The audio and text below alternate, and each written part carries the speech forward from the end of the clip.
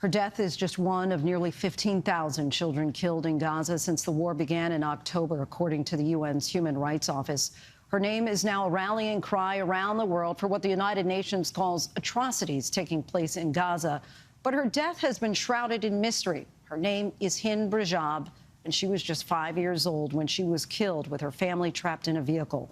Her face spread across social media, her name shared online, put on posters, emblazoned on a banner unfurled during the Columbia University protests, renaming their academic building Hind Hall in her honor. In tonight's Prime Focus, ABC's Marcus Moore reports on Hind's death and retraces the moments right before she died, on the phone with medics, pleading for help.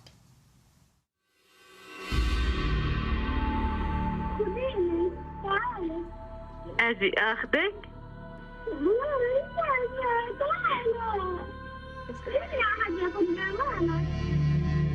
Monday, the 29th of January, Gaza City.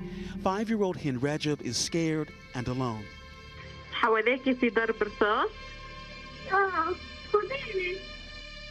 At 9:32 that morning, as war raged closer to her family in the west of the city, the Israeli army issues an urgent order on social media for residents to leave the area. Hind's family split up, grab what they can, and go.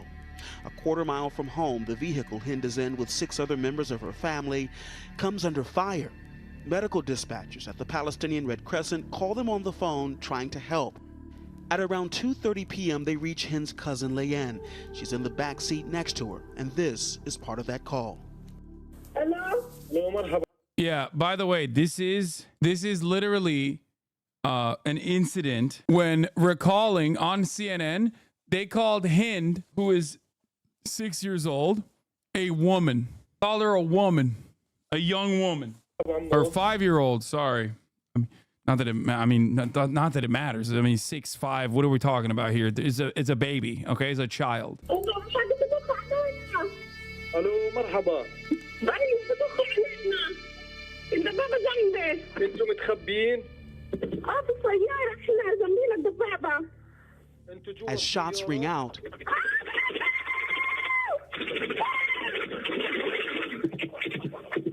الو الو the line goes silent. Moments later, it is Hind who picks up the phone. ميتين؟ Remember that chatter that tried to talk about the tank doctrine and said like this person and their family had to be fucking ruthlessly slaughtered? وهم هلا بعد بالسيارة؟ Just after 5:40 p.m., 2 paramedics, Yusuf Zaino and Ahmed Al-Madhoun, are urgently dispatched to where Hind is trapped and surrounded, roughly 2 miles away. By this time, Hind has been on the phone for more than 3 hours, and it's getting dark. خليكي يا عمري بالسيارة، أنا حتمني فاتح الخط معاكي، أتمني أحكي معك، ما بدي أسكر التليفون، تمام؟ الدبابة جنبية. الدبابة وين؟ جنبية. الدبابة جنبكم؟ عم تتحرك ولا واقف؟ نزل حدا منها؟ هي بتتحرك. هي جاية عليكي من قدام السيارة الدبابة؟ قريب كتير؟ كتير. وعم تمشي؟ By 6 p.m., those paramedics are close. They radio their operators. خليك معي، شايف السيارة أنت؟ لا مش شايف مشغل السرينة واللواح؟ السرينة لا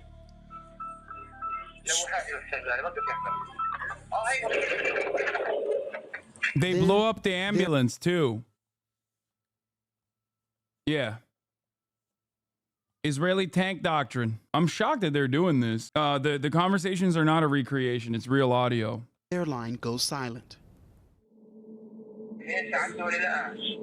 By now, Red Crescent dispatchers had managed to patch Hind's mother, Wessam, into the call, hoping that it might calm the scared little girl. When that bang echoed through the phone line, Wessam cried out to her daughter, using her nickname, Anud. يا زين. إن هند بخير هي بخير. The team did what they could to keep her talking, but it was clear that the child's thoughts were drifting. She just kept saying, "Come get me, quickly." And finally, they lose contact altogether. For the next 12 days, as the fighting still raged, no one knew for sure what exactly happened or where Hind was. Her mother begged the international community not to forget her daughter and to bring her home. Appealing for information, the Red Crescent posts photos of Hind and the paramedics on social media. The story goes viral. When a Palestinian civil defense crew finally reached the area, the scene was absolute carnage. The ambulance containing the two paramedics was decimated, charred and crushed. And just 50 yards away, the bullet-riddled remains of a black car. Inside, the bodies of Hind, Leanne, and 5 more family members shot to death. The U.S. State Department called for an investigation. We are devastated about the reports of the death of Aww. Hind Rajab. We have asked the Israeli authorities to investigate this incident on an urgent basis. We understand that they are doing so. We expect to see those results on a timely fashion, and they should include accountability measures as appropriate. On February 25th, the Israeli Defense Force issues a statement saying that from their preliminary inspection, it appears the IDF troops were not present near the vehicle or within firing range of the described vehicle in which the girl was found. Satellite imagery of the area recently published by Planet Labs and dated January 29th contradicts that claim. It shows what appears to be 4 Israeli armored vehicles roughly 300 yards from where Hind was trapped in her uncle's car. A Washington Post investigation using dispatcher recordings, photos, and videos of the aftermath, and more than a dozen interviews with military, satellite, munitions, and audio experts found more than a dozen Israeli armored vehicles visible within a quarter mile of the Hamada family car, and that the sound of the gunfire from the call with Leanne and evidence from photos of the bullet holes in the car were consistent with weapons. Typical Israeli investigation, by the way. They never even conduct an investigation normally. They don't even do that until it becomes a PR problem for them. Then they conduct an investigation and find no wrongdoing. A shocker. Used by the Israeli army. The 7 family members, including Hind, were buried at Al-Shifa Hospital. والله ما تخيلت هاللحظة، ما تخيلتش ولا ثانية ولا خطر في بالي لو دقيقة إنها ممكن هند تجيني مستشهدة، ولا لحظة ولا ثانية، كل شوية أقول لا. The Hamas-run health ministry in Gaza now says more than 35,000 people have been killed so far in this war, and more than 13,000 recorded as children. Rana Faki was the calming voice on the other end of the line with Hind. She's seen so much during her time as a Red Crescent dispatcher, but it is the innocence she heard on the call with Hind that brings her to tears today. I want to ask you about the call and while you were on the phone with Hind. هو كان صوت طفلة حزينة مرتجف. انت خلتني ارجع. تحكي ليش انه هلا يعني خلص خليني احكي لك شو اللي صار انه اذا بدي ارجع يعني ما تخليني هلا انا بتحكي معي لا. Faki was back at work the day after Hind's body was found. There were more calls to answer.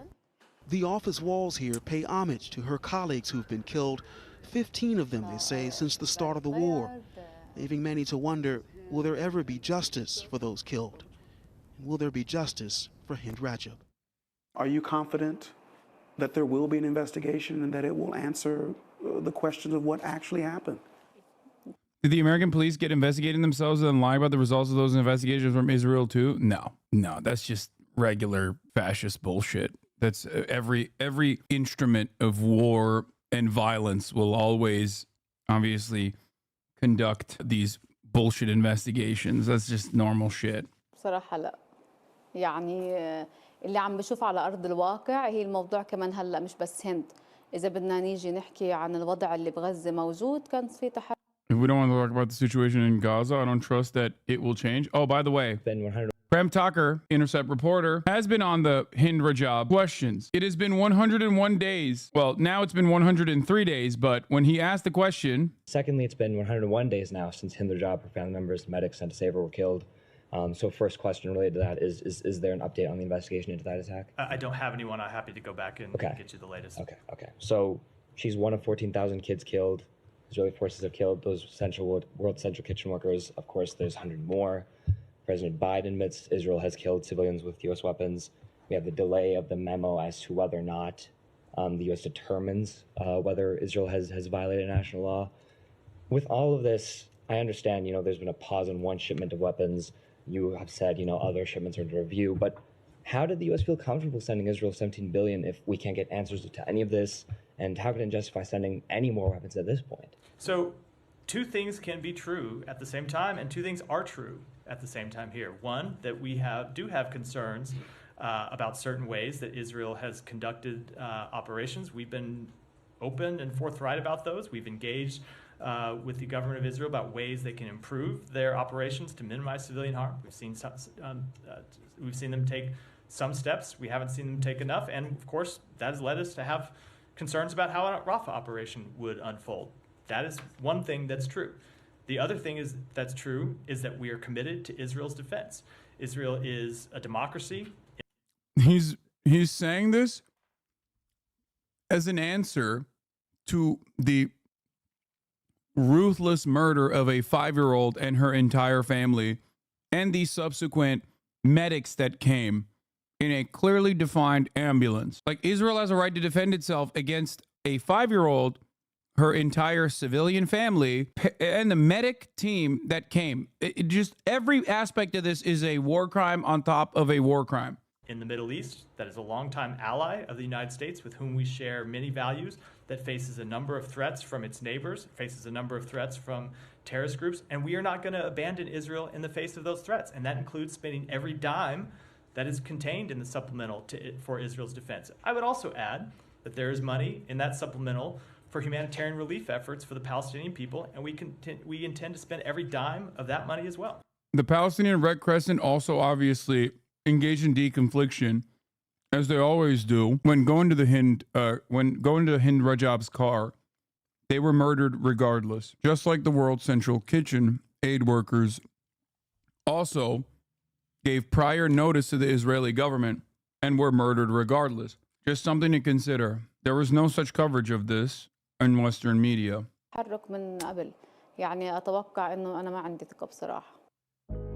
Hind's mother is staying at a refugee camp in central Gaza, enduring the unimaginable pain of losing a child. And while surrounded by the horrors of this war, she is moved by the way Hind's story has galvanized worldwide protest over the bloodshed in Gaza. She only hopes it will inspire those still fighting to choose peace. Our thanks to Marcus Moore for that story. After the IDF initially denied their troops had been in the area when Hind was killed, a State Department spokesperson told ABC News last week the Israelis, quote, told us there had in fact been IDF units in the area, but the IDF claims they had no knowledge or involvement in the type of strike described.